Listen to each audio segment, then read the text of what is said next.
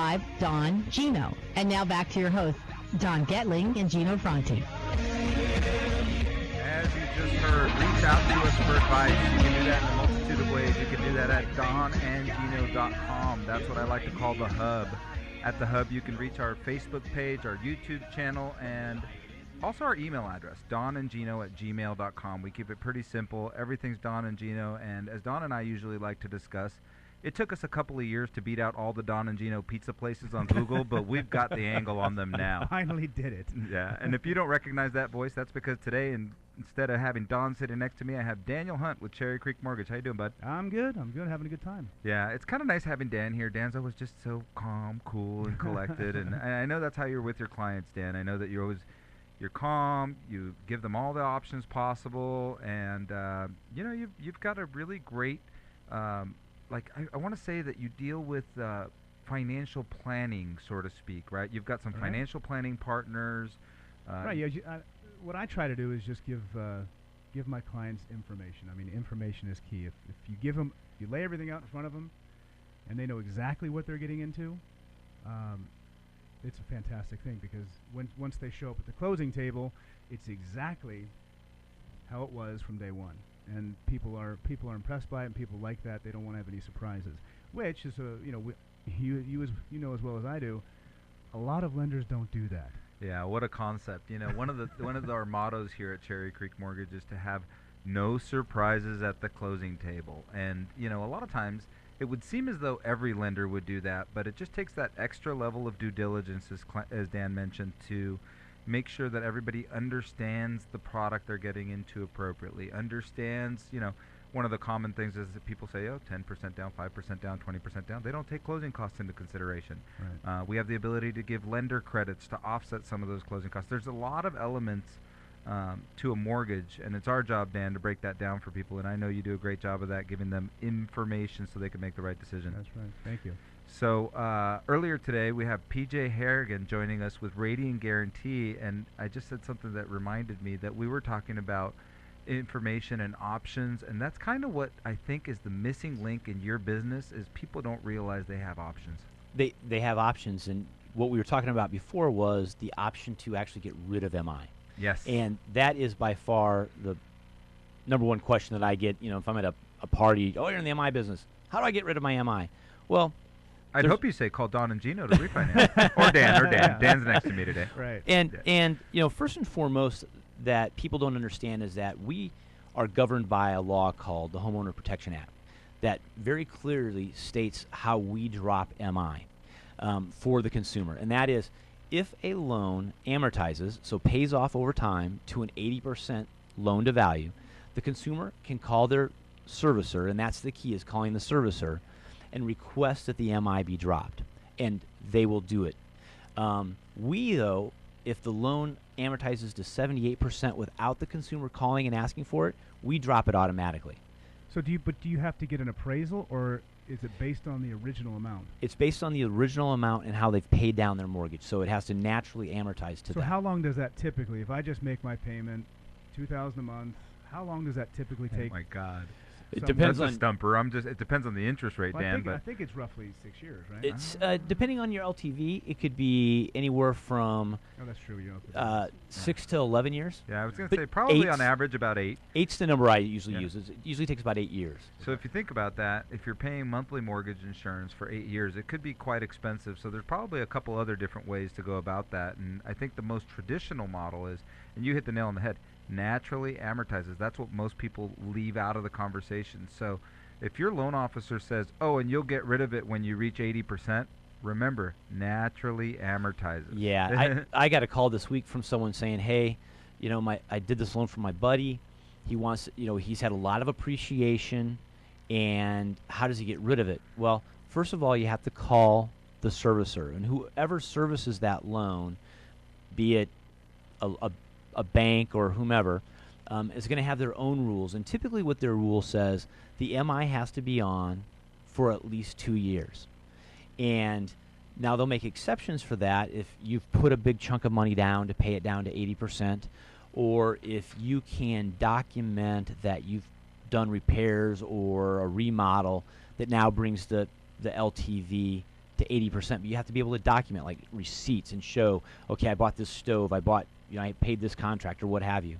The harder one is when someone calls me and says they've had appreciation. If you've not had the MI in place for 2 years, that servicer is probably going to say no. Now, if you've had it in place for more than 2 years, what they're going to say is, yes, we'll look at it. We'll order an appraisal. You have to pay for it. You may have to pay an administrative fee.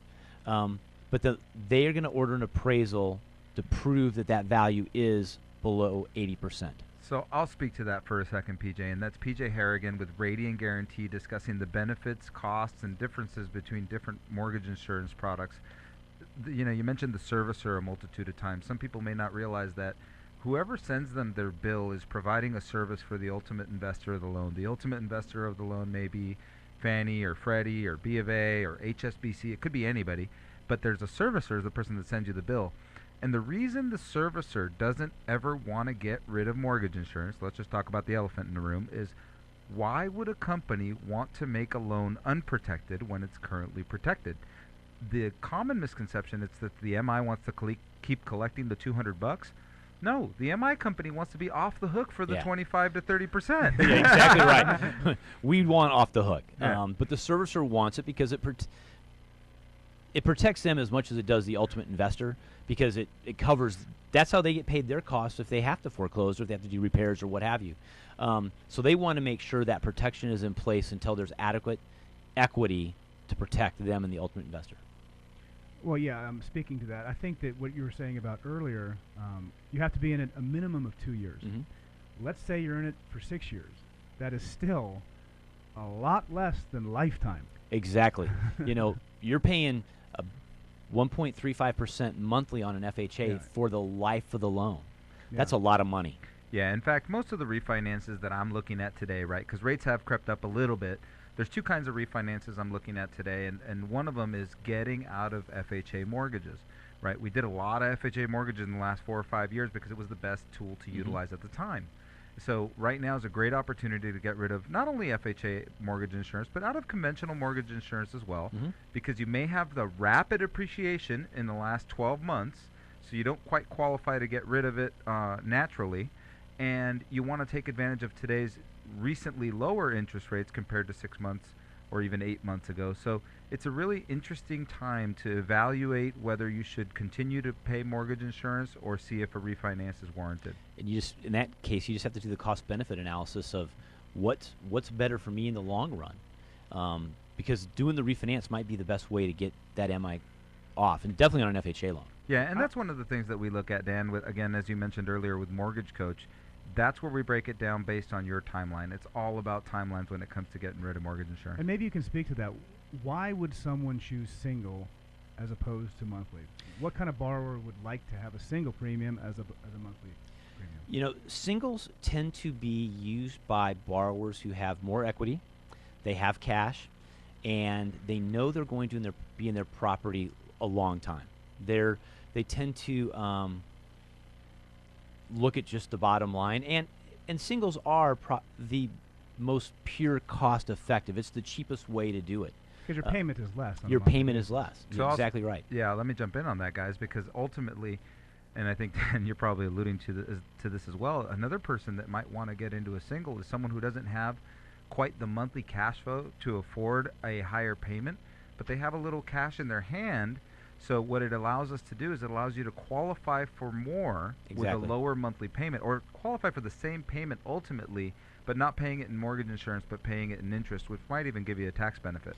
And kind of going back to flexibility, that's why I like our split edge product, because it's kind of a happy medium between the two. Someone has the ability to put some cash up front, maybe not as much. They don't want to pay for as much as on a monthly basis, so you can do the happy medium, anywhere from 0.5 to 1.75 up front, and then their monthly goes up or down based upon how much they put up. So 1.75, it's somewhere between 0.23 and 0.35, which is much less than your FHA. Yeah, so that's actually one thing that I wanted to mention is, You mentioned the split edge product. Not every lender has the ability to utilize a split edge product. We actually do. So if you'd like to take a look at split edge product, if you haven't been given options by your lender, Dan, how can they get a hold of you? I am at 661-401-7799, or you can email me at dhunt@ccmclending.com. So Dan would be glad to run any of those different scenarios across the board. And PJ, I want to thank you for coming out. I know you took a flight. You came out here. You had to deal with us two goons here on the radio for a little bit. And thanks for educating us and our listener on, the advantages of MI. And, what I'm walking away with here is it's a great tool, and it's not the devil. Well, thank you for letting me come. I mean, I think the MI industry has done a terrible job of promoting the benefit to the consumer of MI. And thanks to Cherry Creek. You guys are a great partner of ours, have been a long-term partner of Radian. So thank you for letting me have the time to be here. Thank you. Dan, thank you for joining me and filling in for Don today and being our Dodger update during the game. Yeah, well, thanks for having me. It's always a pleasure to come in. It's always fun, and I love your smile. And on that note, folks, I thank you for joining us every Thursday from 12 p.m. to 2 p.m. on the Don and Gino Real Estate and Finance Show. Stick around for the second hour. We're going to do the real estate show, the real estate snapshot, and give you an idea what's happening in our local market. And I'll give you a quick tip. It's spring fling is on. So hang around and we'll talk about how you can gain an advantage by not waiting for summer on the Don and Gino Real Estate and Finance Show.